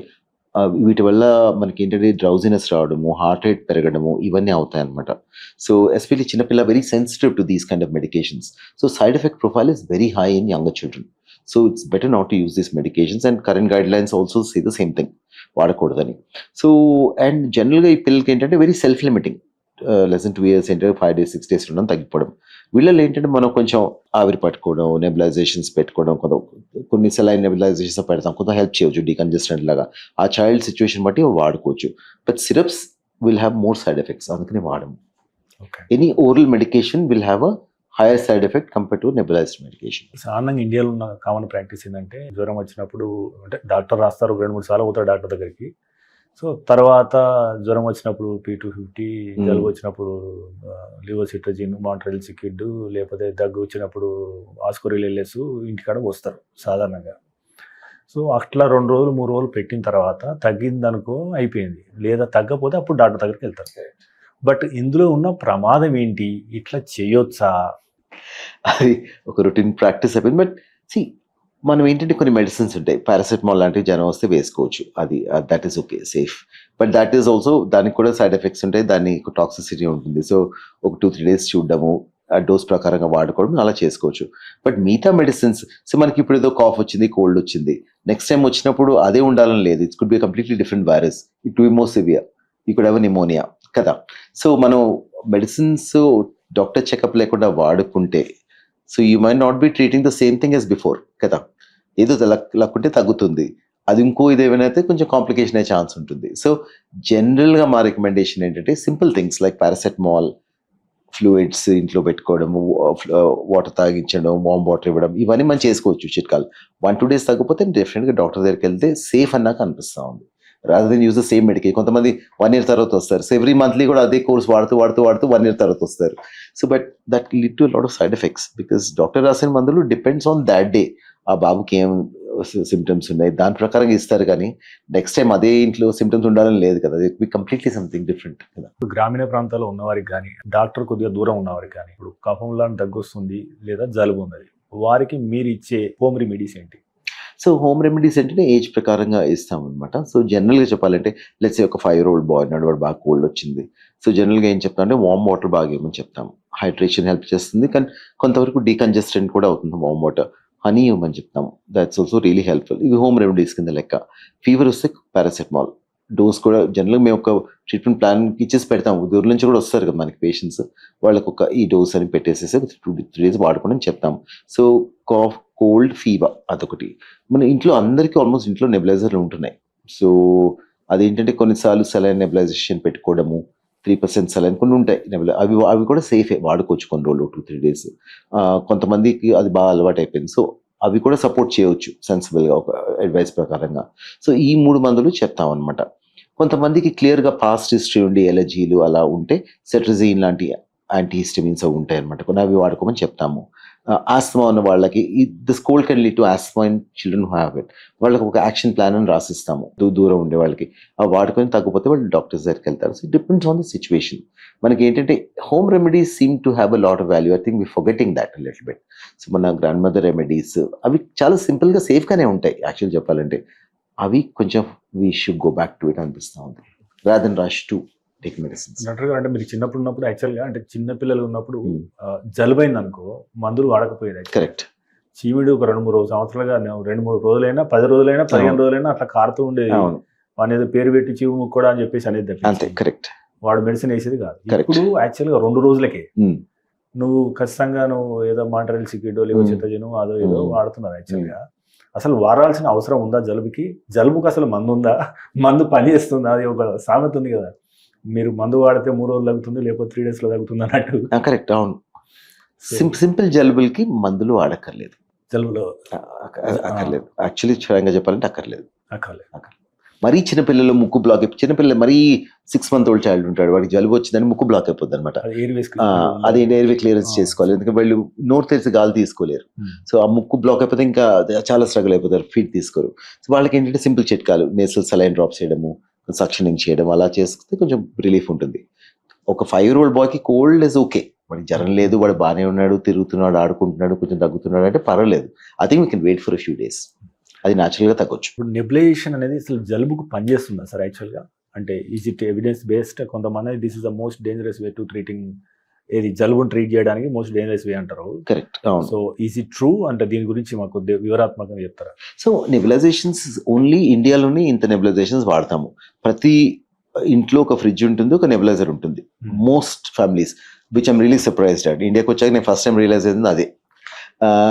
వెస్ట్రన్ వరల్డ్లో నెబులైజర్ అంటే మరీ సిక్ పిల్లలకి వాళ్ళకి గవర్నమెంట్ ఒకటి సప్లై చేస్తుంది, వాళ్ళు వాడుకుంటారు, బాగా సివియర్ కిడ్స్కి అనమాట. ఇండియాలో ఏంటంటే అందరికీ నెబులైజర్ ఉంటుంది.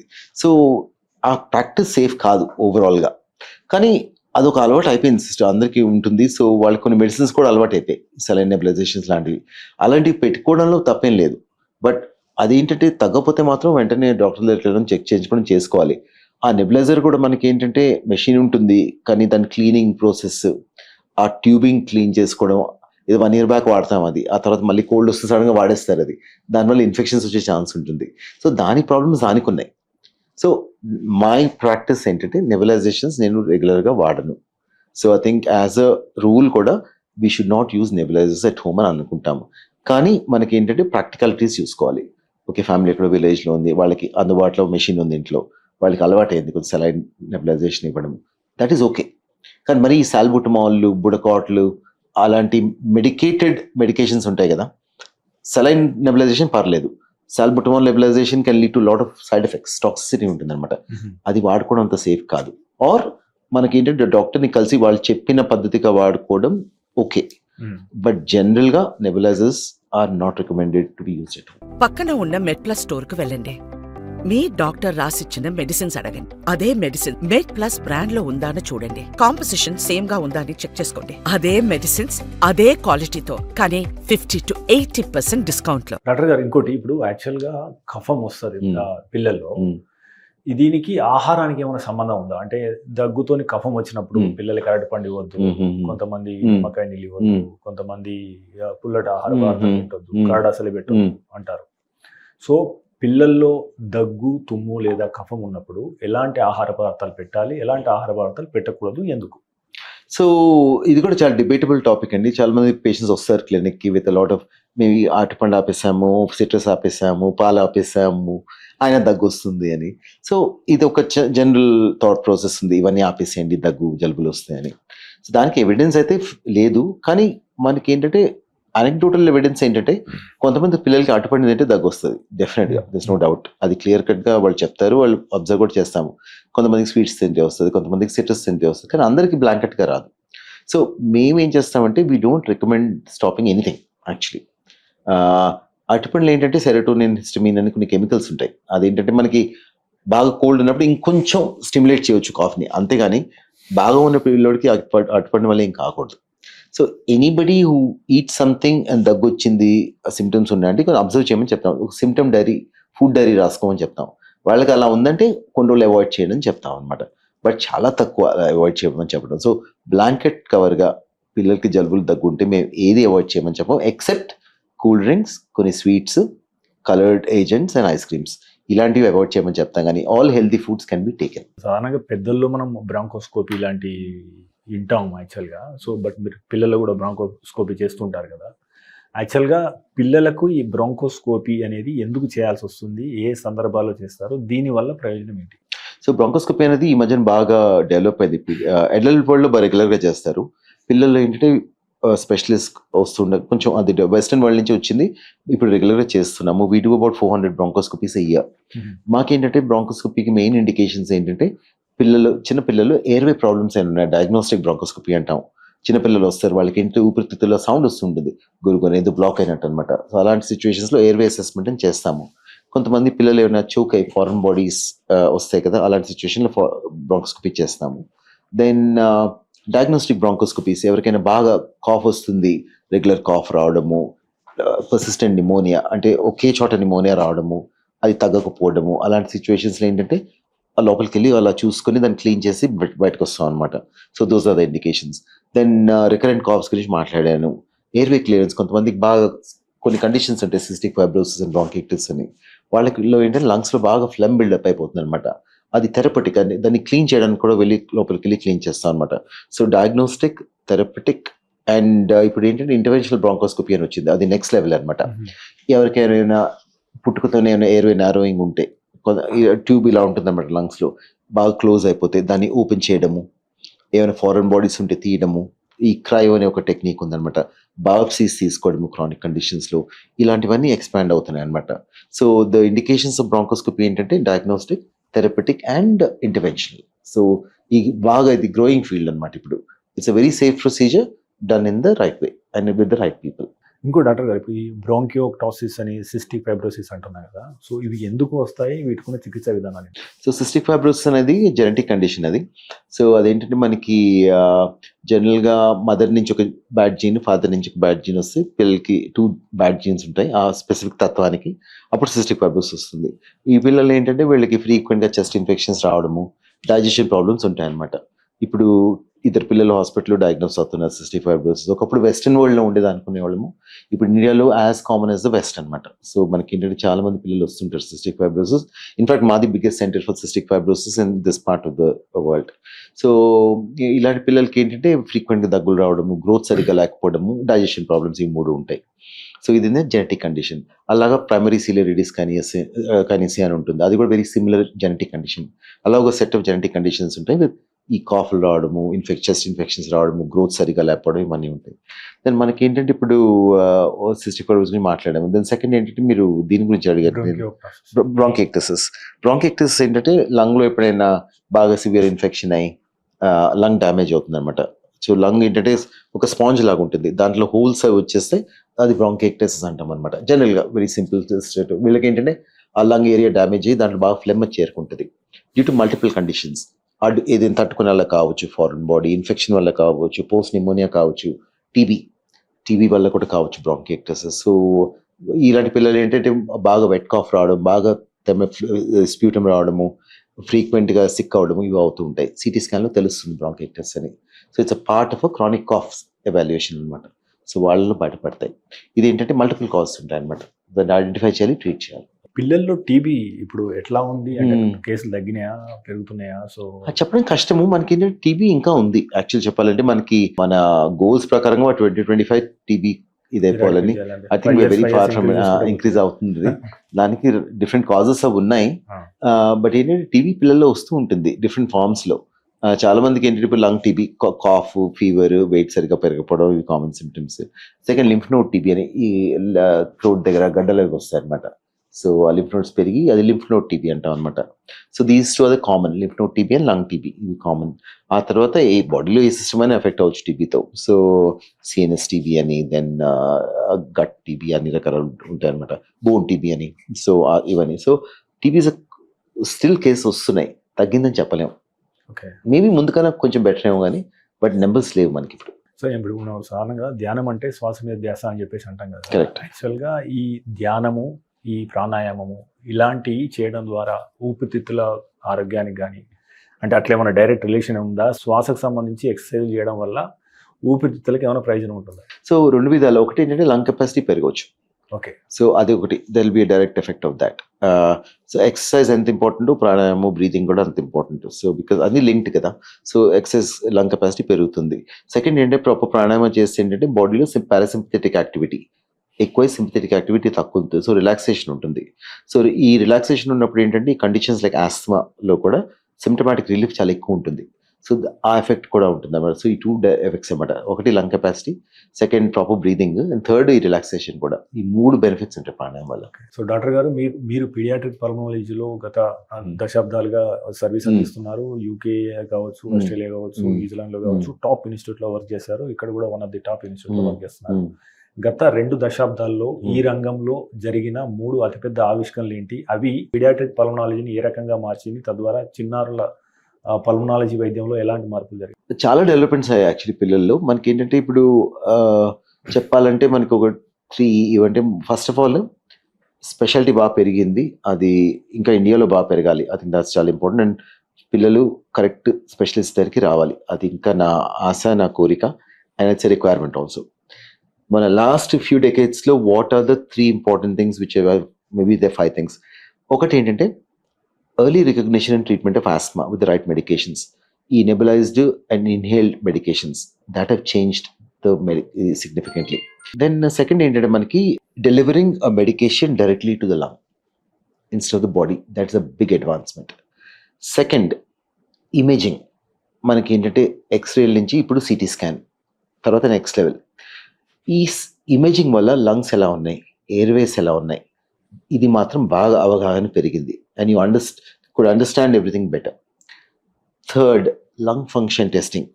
మన లంగ్ స్ట్రక్చర్ సైజే కాకుండా లంగ్ ఎలా పనిచేస్తుంది. సో ఇదేంటంటే మనకి స్పైరోమెట్రీ అని, ఆసిలోమెట్రీస్ అని, ఈ టెక్నిక్స్ ద్వారా మన లంగ్ ఎలా పనిచేస్తుంది, దాని కెపాసిటీ ఎలాగుంది, ట్రీట్మెంట్తో ఇంప్రూవ్ అవుతుందా, తగ్గుతుందా. సో ఇవన్నీ కొంచెం మానిటర్ చేసుకునే కెపాసిటీ పెరిగింది. Fourth, techniques like bronchoscopy. These are change practices. So మనకి ఏంటంటే ఇప్పుడు బ్రాంకోస్కోపీ వల్ల ఏంటంటే ఇప్పుడు లంగ్లోకి వెళ్ళడం, చూడు అసలు లోపల నుంచి ఏమవుతుంది, ఎయిర్వే ప్రాబ్లమ్స్ ఉన్నాయి, ఏమైనా బ్లాక్ అయిందా క్లీన్ చేయడము, శాంపిల్స్ తీసుకోవడము, that has changed everything. Then the last thing is అంటే development of other specialities around pulmonology. So మనకేంటంటే ఇప్పుడు యాజ్ పల్మనాలజిస్ట్ మాకేంటంటే everyday we work with ICU people, we work with gastroenterology people, aerodigestive work చేస్తాము. So combined cases అనమాట. మనం food pipe and wind pipe very close to each other. So ఈ common problems వస్తుంటాయి, వీటిని ఎలా tackle చేయాలి, complex Airways, ENT వాళ్ళతో పనిచేస్తాము. So ఈ స్పెషాలిటీస్ అన్నీ పెరుగుతున్నాయి. మైక్రోబయాలజీ, డయాగ్నోస్టిక్ టెక్నిక్స్ పెరిగాయి, కల్చర్ టెక్నిక్స్ పెరిగాయి. అసలు లోపల ఇన్ఫెక్షన్ ఉంటే అసలు ఏంటి ఇన్ఫెక్షన్ ఇప్పుడు తెలుస్తూ ఉంది. డయాగ్నోస్టిక్స్ పెరిగాయి. ఫర్ ఎగ్జాంపుల్ మనకి టీబీ ఉంది, ఏ టైప్ ఆఫ్ టీబీ, రెసిస్టెంట్ టీబీయా కాదా. సో ఇవన్నీ all of these have helped PICU care, pulmonology care. So ఇప్పుడు పిఐసిలో 50% పైన లంగ్ కేసెసే ఉంటాయి. సో మనకేంటంటే బాగా సిక్ అయితే లంగ్స్ని పిఐసిలో బాగా సపోర్ట్ చేస్తారు. ఎక్మో వచ్చింది. So all this has improve the lung care. So pulmonology ఒక్కటే కాదు, so the whole sub speciality work which is happening around has helped pulmonology, and pulmonology has also help them. So I think అది ఇంకా grow అవ్వాలి. This ecosystem of specialist treatment should grow. So మా speciality grow అవుతుంది, మిగతా specialities కూడా support చేయగలం. ఏ revolution నడుస్తుంది, ట్రిలియన్స్ ఆఫ్ డాలర్స్ ఇన్వెస్ట్ చేస్తున్నారు, Mm. సూపర్ ఇంటెలిజెన్స్ వస్తుందని చెప్పేసి ఆలోచనలు వస్తున్నాయి. అక్యుములేషన్ ఆఫ్ ఇంటెలిజెన్స్, దీని ద్వారా వచ్చే 10 ఏళ్లలో Mm. ఈ పల్మనాలజీ, పీడియాట్రిక్ పల్మనాలజీలో ఎలాంటి ఆవిష్కరణలు వచ్చే ఆలోచనలు ఉన్నాయి, అంచనాలు ఏం చెప్తున్నాయి? సో మీరు ఏ విషయం మీద ఎక్సైట్ గా ఉన్నారు? ఇది అందుబాటులోకి వస్తే ఇంకా ఎక్కువ మంది పిల్లలకి మేలు జరిగే అవకాశం ఉందని చెప్పేసి. ఒకటి ఏంటంటే information spread. So I think పేరెంట్స్కి education, that's most important thing. వాళ్ళకి ఏంటంటే ఇప్పుడు యాక్సెస్ ఉంది, ఒకప్పుడు గూగుల్ ఉండేది, ఇప్పుడు I think better techniques, chat GPT ఉంది, it gives you much more scientific. ఇది మనం అడిగే క్వశ్చన్ బట్టి. సో ఫ్యామిలీస్కి ఏమైనా సిమ్టమ్ కాంప్లెక్స్ ఉంటే వాళ్ళు ఏమైనా టైప్ చేస్తే వాళ్ళకి ఒక గైడెన్స్ రావచ్చు, ఓకే మా బాబుకి ఇది ఉండొచ్చు అని. సో వాళ్ళకి కొంచెం వీఆర్ స్ట్రెంగ్థనింగ్ దెమ్ కదా. So I think that will improve, parent education improve అవుతుంది. సో వాళ్ళు ఆ ప్రాబ్లమ్స్ తీసుకుని ఒక డాక్టర్ దగ్గర కరెక్ట్ టైంకి వెళ్ళడము. So that is the biggest change in AI. Then coming to the medical field itself. Medical field ఏంటంటే చాలా కాంప్లెక్స్ ఫీల్డ్ అనమాట. హ్యూమన్ బాడీ మనకి ఒక 6 foot 5 foot బాడీ అయినా కూడా the so much of complexity we still trying to understand. ఇప్పుడు for example CT scan తీసుకున్నాము. CT scan ఏంటంటే ఇప్పుడు CT scan radiology is going to completely change by AI. So మనకి డాక్టర్కి చాలా హెల్ప్ చేస్తాయి. For example the machine it self, the AI connected machine, CT scan machine may give the diagnosis. Okay patterns ఇలా ఉన్నాయి, pattern recognition, okay మీరు ఇది miss అవుతున్నారు, think of this. So అలాగా కొన్ని ఉంటాయి అనమాట. So diagnostics are going to be really strengthened. For example ఇప్పుడు CT scan especially. Then investigations, blood investigations, మన జెనెటిక్ ఇన్వెస్టిగేషన్స్ ఇవి బాగా ఇంప్రూవ్ అవుతాయి ఏఐ వల్ల. సో ఐ థింక్ డైరెక్ట్ ఇది.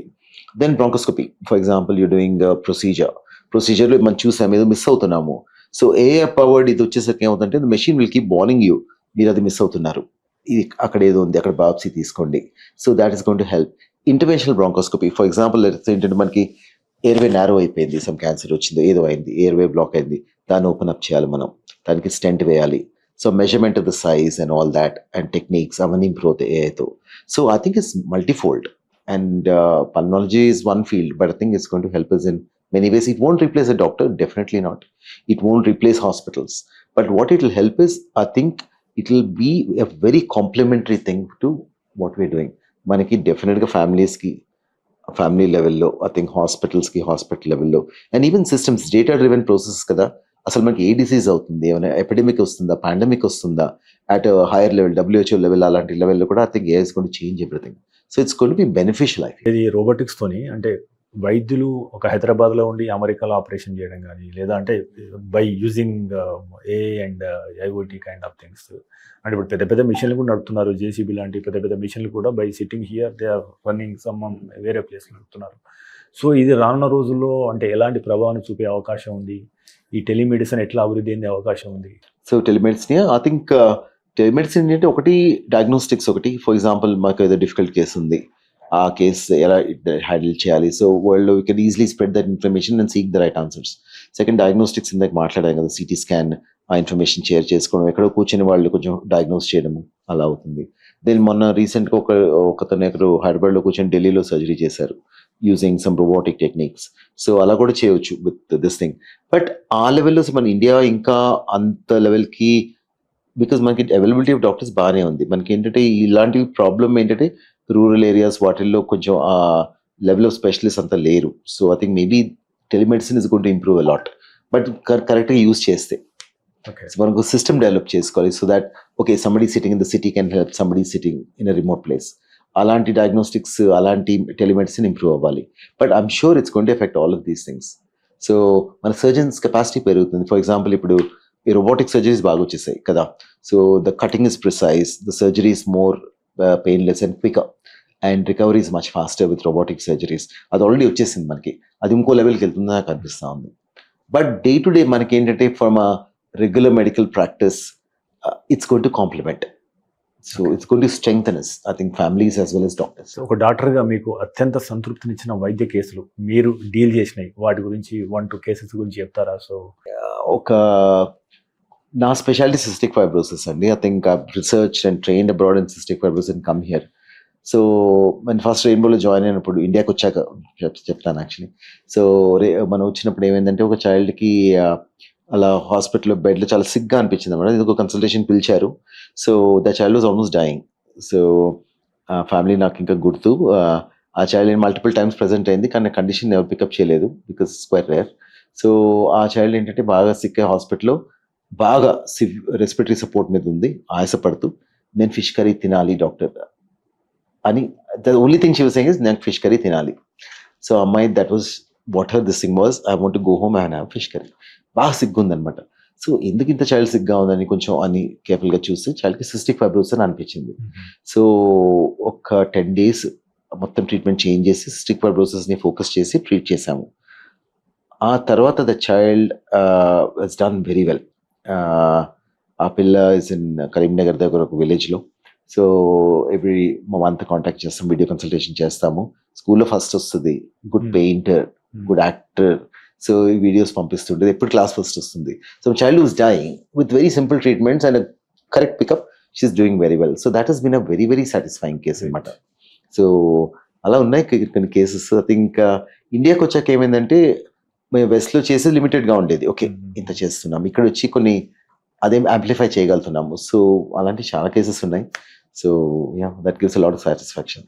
ఫైనల్గా సార్, మీరు అంటే ఇప్పుడు ఈ రంగంలోకి రావాలనుకున్న యువ వైద్యులకి, అంటే పీడియాట్రిక్ పల్మనాలజీ వైపు అడుగులు వేద్దాం అనుకున్న వారికి మీరు ఇచ్చే సలహా ఏంటి? అంటే ఎవరికి ఎక్కువ సూట్ అవుతుంది? So what to expect in this specialisation, what not? So it's a growing field. మనకి బాగానే స్కోప్ ఉంటుంది నెక్స్ట్ ఫ్యూ ఇయర్స్. కానీ మోస్ట్ ఇంపార్టెంట్ థింగ్ ఏంటంటే ట్రైనింగ్ చాలా ఇంపార్టెంట్.